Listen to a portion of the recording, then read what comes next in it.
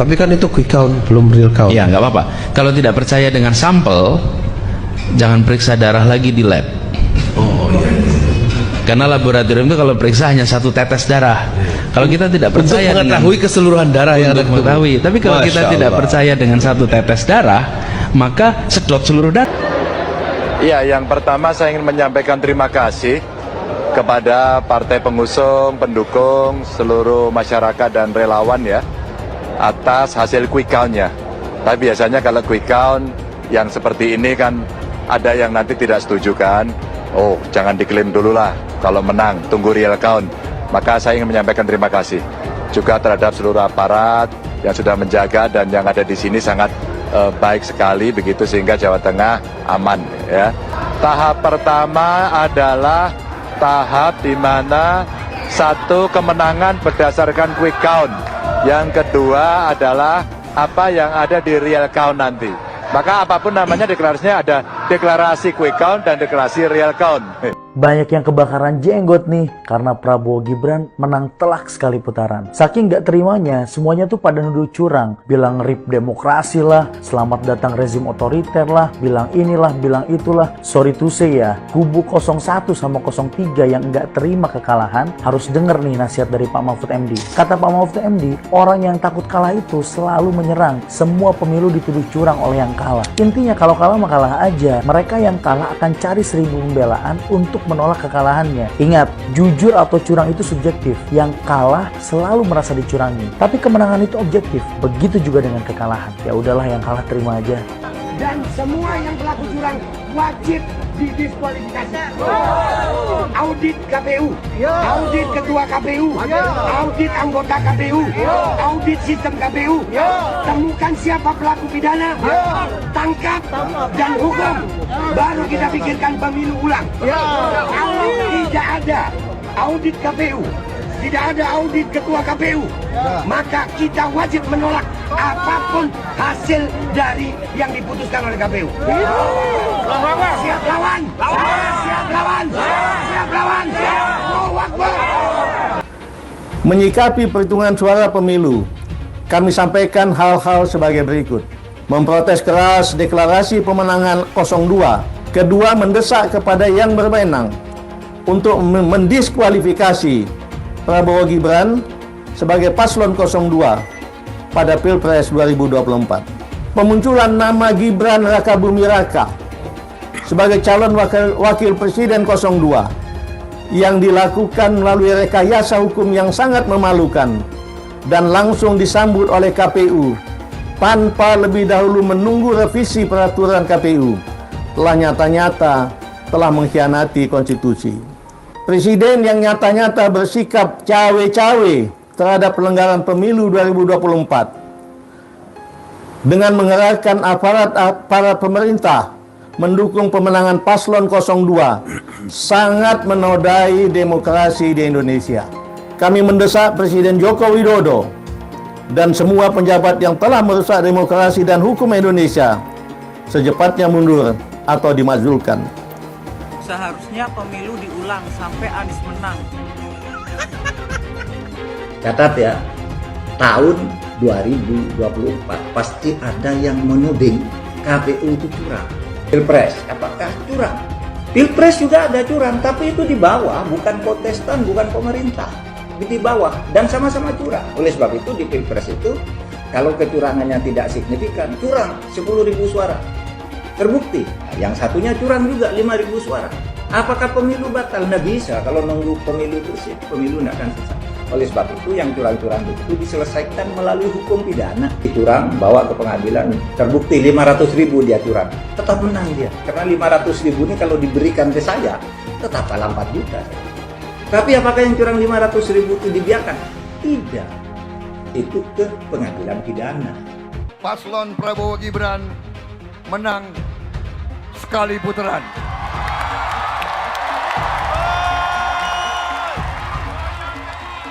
Kita tidak boleh sombong.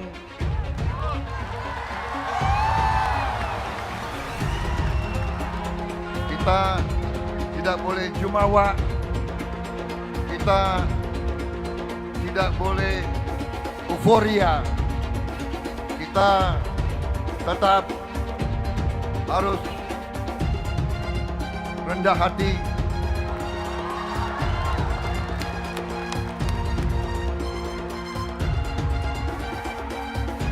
kemenangan ini harus menjadi kemenangan untuk seluruh rakyat Indonesia.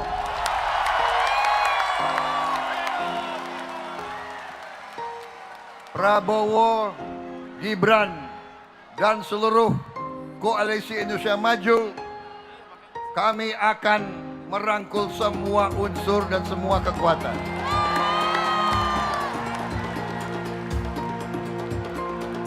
Kami akan menjadi presiden, wakil presiden, dan pemerintah untuk seluruh rakyat Indonesia. Berkali-kali saya tegaskan, saya akan memimpin bersama saudara Gibran, akan mengayomi, akan melindungi, akan membela seluruh rakyat Indonesia.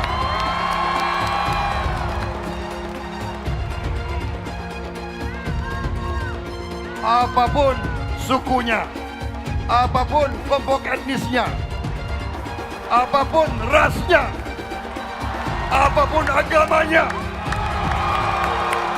apapun latar belakang sosialnya,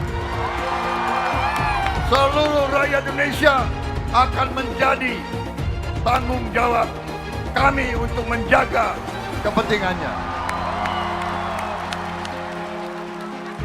Saya juga secara pribadi ingin segera sowan ke paslon nomor 1, paslon nomor 3, karena sekali lagi Bapak Ibu, kita semua bersaudara. Kita semua bersaudara. 3 bulan yang lalu saya itu bukan siapa-siapa Bapak Ibu sekalian.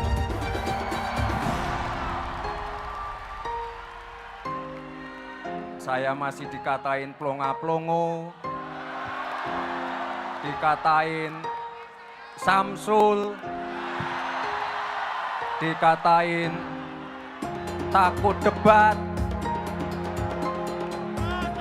Tapi yang jelas ini berkat dukungan, doa Bapak Ibu semua, saya dan Pak Prabowo sekarang sudah ada di sini. Teman-teman, saya harus bilang bahwa orang-orang yang semakin panik dengan tingginya approval rate atau tingkat kepuasan publik terhadap Pak Jokowi, semakin hari semakin biadab. Di jagat dunia maya, ramai mereka sebut Pak Jokowi sebagai pengkhianat, pembohong, dan lain-lain. Ramainya upaya pembusukan kepada Pak Jokowi yang saya duga adalah sebagai upaya elektoral untuk menghentikan fenomena tingginya approval rate Pak Jokowi. Dinyinyirin seolah Pak Jokowi membagikan bansos untuk meningkatkan tingkat kepuasan masyarakat.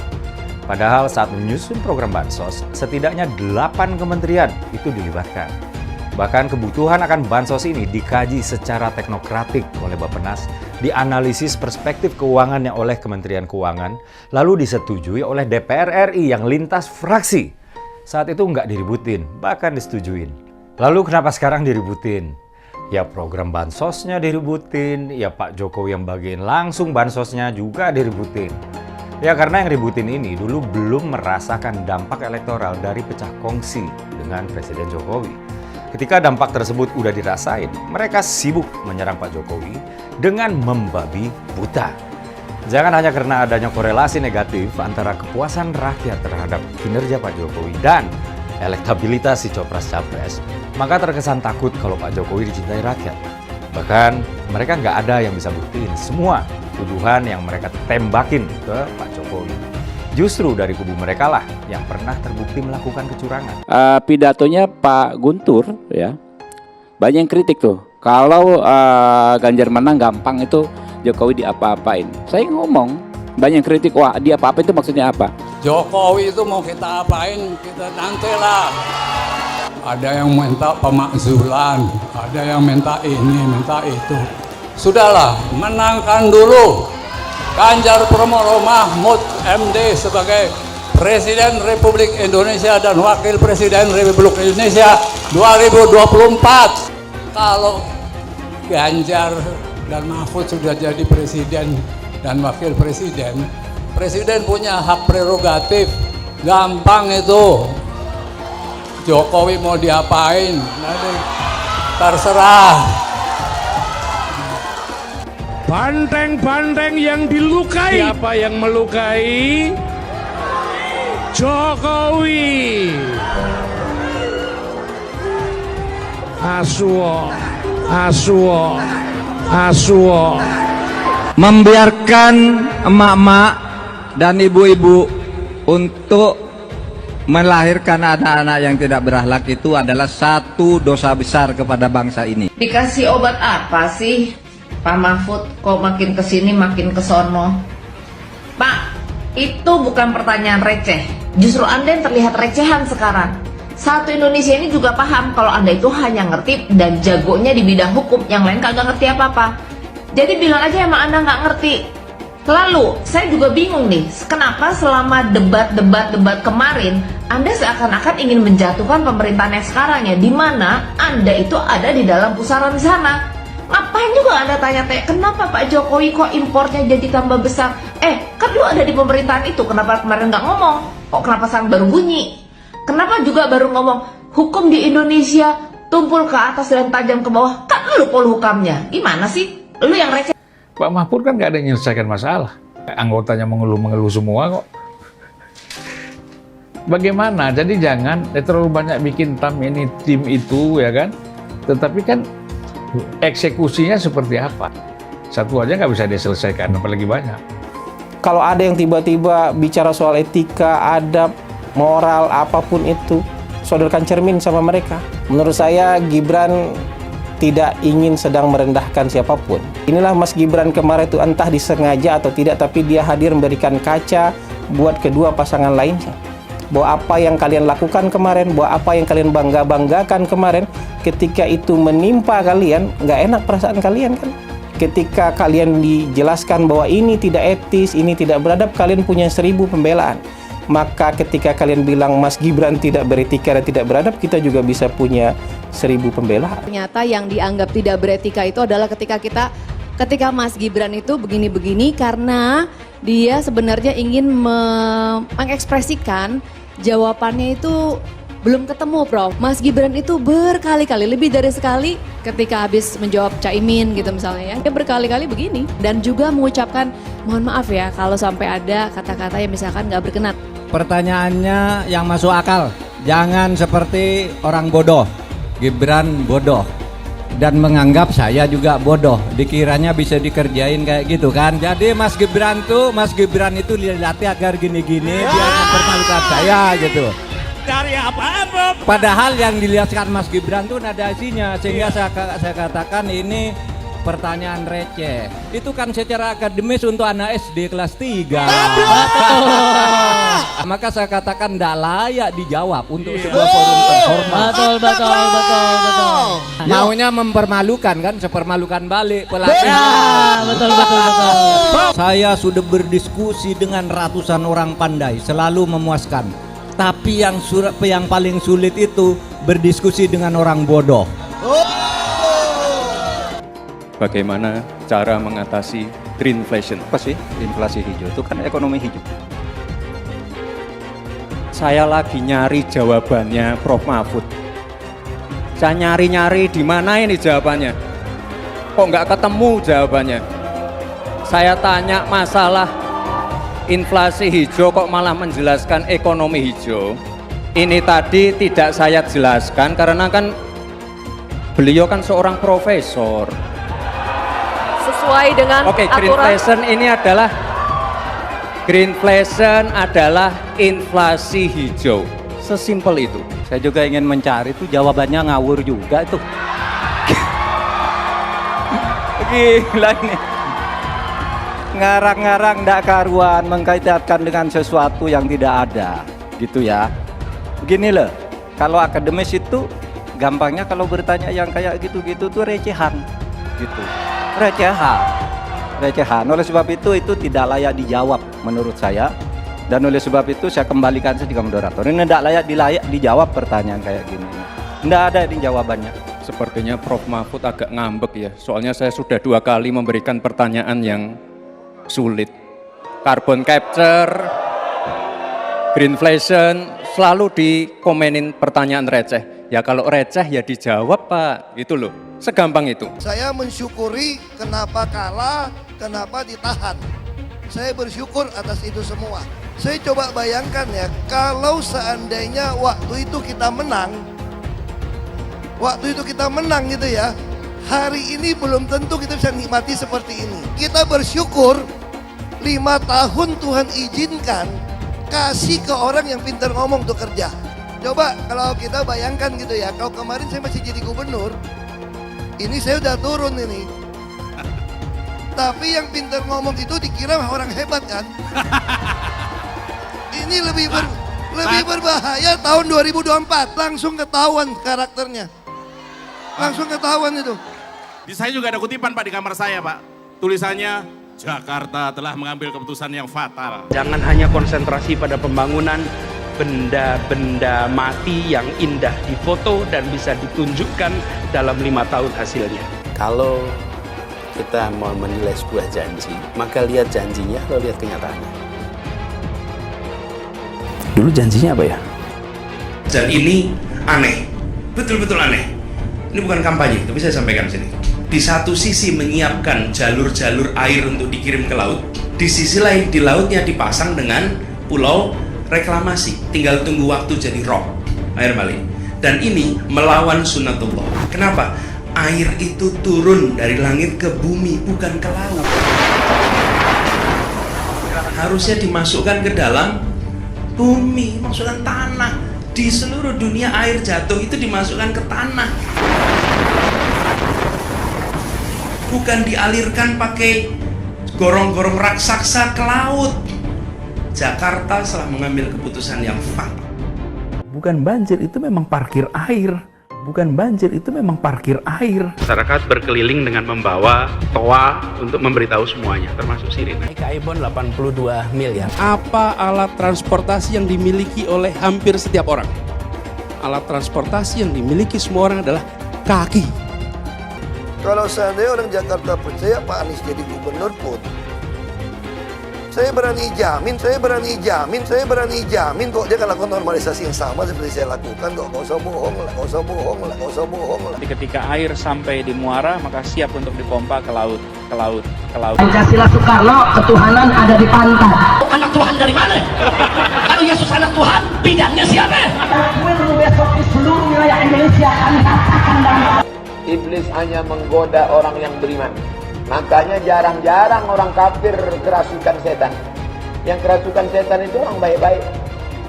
Jarang, saya belum pernah nengok Cina kerasukan setan. Pernahkah Ahok itu kerasukan setan? Enggak, setannya juga. Karena sesama setan jarang saling menggoda. Karena di salib itu ada jin kafir.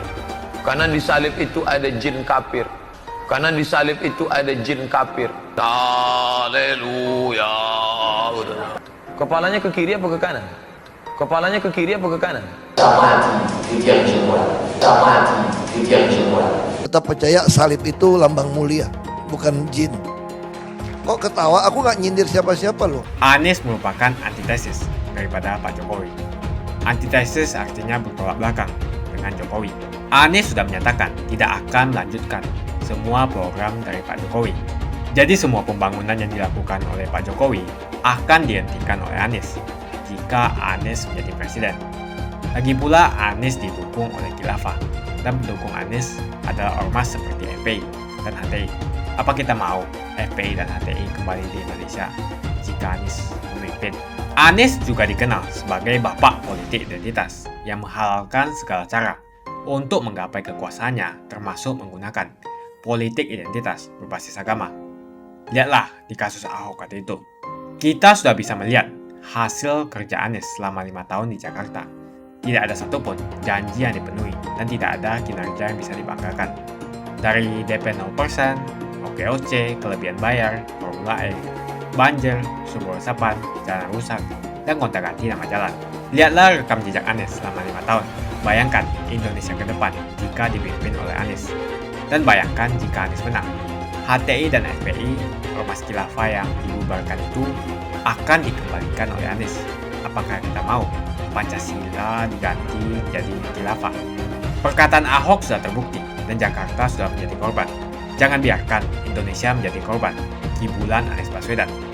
Umat minoritas, terutama kaum Tionghoa, tidak akan memilih Anies Baswedan. Teman-teman, pemilu udah lewat. Hasil quick count juga sudah mengindikasikan secara kuat bahwa Pilpres 2024 ini sudah cukup dilakukan 1 kali putaran aja. Misalnya, quick count yang dilakukan oleh indikator politik. Pasangan Prabowo Gibran unggul dengan 58%-an. Sementara pasangan Amin 25% dan Ganjar Mahfud 16%. Hampir semua lembaga survei yang melakukan quick count menyatakan pola yang serupa. Teman-teman, saya disclaimer dulu bahwa quick count bukan penentu kemenangan. Quick count tidak memiliki legitimasi. Quick count hanyalah pembanding. Quick count adalah sebuah produk statistik untuk dijadikan sebuah indikator yang mencerminkan hasil akhir rekapitulasi KPU. Lembaga lain, Lembaga Survei Indonesia atau LSI yang punggawanya adalah teman baik saya, yaitu Pak Jayadi Hanan, yang terkenal memiliki kredibilitas yang baik, mengatakan bahwa Prabowo Gibran menang dengan perolehan suara 57%. Amin di urutan 2 dengan 26%, dan Ganjar Mahfud berada di posisi buncit dengan perolehan suara 17%. Apalagi proses penghitungan suara dilakukan secara terbuka, mengundang para saksi dari perwakilan kandidat, dan sangat bisa dikawal. Sehingga kekeliruan seperti salah hitung, salah input, dan lain-lain dapat diperbaiki bersama-sama. Mengintimidasi penyelenggara pemilu, walaupun dengan cara-cara yang konstitusional, buat saya adalah cara-cara pecundang. Rekapitulasi KPU inilah yang memiliki legitimasi. Apakah kandidat, pemimpin atau wakil rakyat menang atau kalah? Kalah atau menang itulah kehendak rakyat, bukan kehendak elit.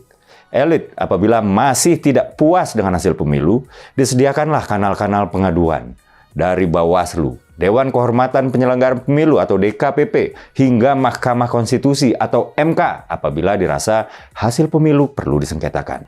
Teman-teman, diberitakan kemarin sejumlah relawan pendukung pasangan Ganjar Pranowo Mahfud MD melakukan aksi demonstrasi ke kantor Badan Pengawas Pemilu atau Bawaslu RI hari Senin kemarin. Pendukung Ganjar Mahfud menyuarakan penolakan mereka terhadap hasil pemilu 2024, khususnya pemilihan presiden dan wakil presiden yang mereka nilai penuh kecurangan. Pada prinsipnya, kita menolak hasil daripada Pilpres saat ini karena terlihat secara terstruktur, sistematis, dan masif dilakukan oleh pemilu kali ini, dan itu menguntungkan paslon 02. Setidaknya ada 276 organ relawan Ganjar yang turun menggeruduk Bawaslu untuk menolak hasil Pilpres dan menuntut pemilihan umum ulang. Jadi, teman-teman, dia kalah, dia minta pemilu ulang, dia maksa dan kerahkan massa katanya. Ya memang unjuk rasa itu adalah sesuatu yang dibolehkan dan dilindungi oleh undang-undang. Tapi menilai bahwa mereka pecundang bukan pemenang terhormat adalah hak saya yang juga dilindungi oleh undang-undang. Para relawan itu meminta KPU melakukan proses pemilu ulang. Nggak cuma meminta pemilu diulang, tapi juga maksa pula.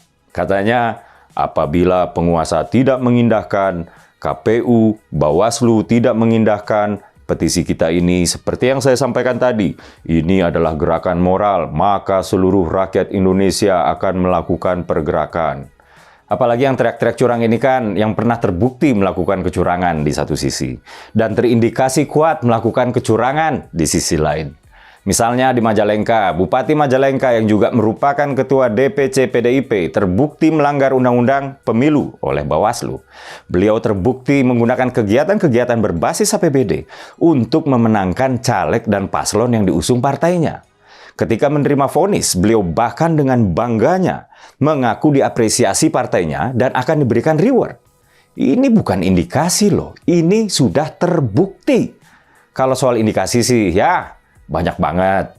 Ada surat suara tercoblos pasangan paslon nomor 3 di Malaysia. Ada juga dugaan mobilisasi ASN di Boyolali untuk memenangkan paslon nomor 3. Lalu ada juga dugaan kecurangan di Wonosobo, di mana oknum komisioner KPU Wonosobo diduga kondisikan PPK PPS untuk untungkan paslon nomor 3. Dan banyak deh kalau kita bicarakan dugaan-dugaan doang.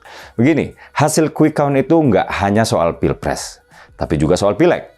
Partai saya disebut oleh quick count, kemungkinan besar nggak lolos ke DPR ya dengan perolehan suara antara 2,7 sampai 3%. Apa yang dilakukan oleh PSI? Partai kemudian menginstruksikan seluruh kader untuk turun ke lapangan lagi dan mengawal proses penghitungan suara manual, proses yang memiliki legitimasi. Teman-teman, walaupun PSI masih terus mengawal real count manual KPU yang baru dimulai beberapa hari lalu, tapi setidaknya dalam konteks menyikapi quick count, kita di sini sudah bisa melihat perbedaan sikap antara sikap terhormat mereka yang tidak diunggulkan dengan sikap pecundang. Saya sudah turun ke setidaknya 10 kecamatan yang menghitung 65 kelurahan, 673 RW, 7.513 RT, dan 8.800 lebih TPS. Daripada berteriak-teriak curang, mending yang konkret aja. Kawal suara rakyat. Lebih konstruktif, lebih bermanfaat, lebih bermartabat untuk tumbuh kembang demokrasi kita. Di samping kita bisa aja memiliki kepentingan untuk memenangkan pihak kita. Saya ingin kita sekarang melihat ke pemenang Pilpres 2024, yaitu Pak Prabowo Subianto. Ini sangat luar biasa. Pak Prabowo sudah ikut pemilu sebanyak 3 kali sebagai capres. Pemilu pertama, beliau yang bernarasi sangat konfrontatif dikalahkan Pak Jokowi. Pemilu kedua tahun 2019, beliau yang masih bernarasi konfrontatif lagi-lagi dikalahkan Pak Jokowi. Pemilu ketiga, ketika beliau sudah memasuki tingkatan wisdom, ketika beliau bernarasi persatuan, bernarasi tidak konfrontatif, ketika beliau sudah sebarisan dengan Pak Jokowi dan mengakui bahwa beliau banyak belajar dari Pak Jokowi, beliau menang. Dulu Anies bisa menang karena menggunakan agama dan etnis. Isu agama, ras, dan antar golongan dinikmati oleh relawan Anies. Saat itu Anies didukung oleh FPI, HTI, dan pengasong khilafah lainnya. Pada akhirnya Ahok harus kalah, namun kekalahan dia adalah kekalahan yang membuka mata rakyat Indonesia bahwa masih ada orang-orang yang menang dengan cara menggunakan politisasi agama atau politik identitas berbasis agama. Ternyata banyak sekali orang yang dengan mudah terhasut lewat jalan-jalan seperti itu. Relawan Anies terutama dari FPI, HTI, PA212 seperti Bahar Smith dan Rizik Syihab selalu menghujat Cina, etnis Cina. Tapi saat ini negara Cina sudah menjadi nomor 1 di dunia. Saya bangga sebagai Cina. Etnis Tionghoa dicap sebagai pemberontak, sedangkan etnis Arab dianggap sebagai Tuhan atau Tuan dari pribumi. Etnis Arab dipuja-puja dan dianggap sebagai dewa. Lihat saja Rizik Syihab dan Bahar Smith dipuja-puja, padahal mereka mengujar kebencian. Pengasong khilafah seperti Rizik Syihab, Bahar Smith, dan teman-teman, mereka hanya buat gaduh di Indonesia.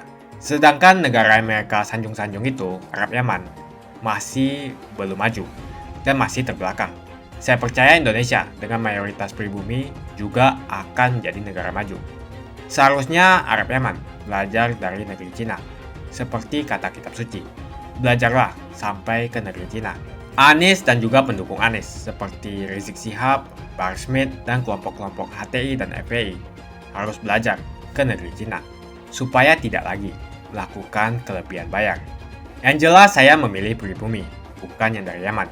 Ganjar jelas pribumi, nasionalis, dan pasti akan melanjutkan visi dan misi dari Pak Jokowi. Suara Ahok merepresentasi warga minoritas, dan etnis Tionghoa mendukung Ganjar Pranowo. Ahok pasti akan mendukung Ganjar, karena Ahok anti radikalisme. Ahok yang jelas tidak akan mendukung Anies Baswedan, karena Anies Baswedan didukung oleh kelompok khilafah, HTI, dan FPI, ormas terlarang itu. Anies merupakan antitesis daripada Pak Jokowi, dan diragukan kenasionalisannya, apalagi pribumiannya. Antitesis artinya bertolak belakang dengan Jokowi. Anies sudah menyatakan tidak akan melanjutkan semua program dari Pak Jokowi. Jadi semua pembangunan yang dilakukan oleh Pak Jokowi akan dihentikan oleh Anies. jika Anies menjadi presiden. Lagi pula Anies didukung oleh khilafah, dan pendukung Anies adalah ormas seperti FPI dan HTI. Apa kita mau FPI dan HTI kembali di Indonesia jika Anies memimpin? Anies juga dikenal sebagai bapak politik identitas yang menghalalkan segala cara untuk menggapai kekuasaannya, termasuk menggunakan politik identitas berbasis agama. Lihatlah di kasus Ahok kali itu. Kita sudah bisa melihat hasil kerja Anies selama 5 tahun di Jakarta. Tidak ada satupun janji yang dipenuhi dan tidak ada kinerja yang bisa dibanggakan. Dari DP 0%, OKOC, kelebihan bayar, Formula E, banjir, sumber resapan, jalan rusak, dan gonta-ganti nama jalan. Lihatlah rekam jejak Anies selama 5 tahun. Bayangkan Indonesia ke depan jika dipimpin oleh Anies. Dan bayangkan jika Anies menang. HTI dan FPI, ormas khilafah yang dibubarkan itu, akan dikembalikan oleh Anies. Apakah kita mau Pancasila diganti menjadi khilafah? Bagian Indonesia Timur yang mayoritas non-muslim seperti Bali tidak akan setuju dengan khilafah atau sistem khilafah. Mungkin Indonesia akan bubar jika Anies menjadi presiden. Perkataan Ahok sudah terbukti dan Jakarta sudah menjadi korban. Jangan biarkan Indonesia menjadi korban kibulan Anies Baswedan. Umat minoritas, terutama kaum Tionghoa, tidak akan memilih Anies Baswedan. Saya yakin karma Ahok mengejar Anies Baswedan. Dulu Anies memainkan politik identitas kepada Ahok. Sekarang Anies dipertanyakan kepribumiannya karena dia teriaman. Itu saja opini saya hari ini. Tuliskan opini kalian tentang Anies Baswedan. Jika kalian setuju dengan pendapat saya di video ini, pastikan kalian menekan like di video ini dan bagikan video ini ke teman dan family Anda supaya mereka semua mengetahui tentang informasi ini.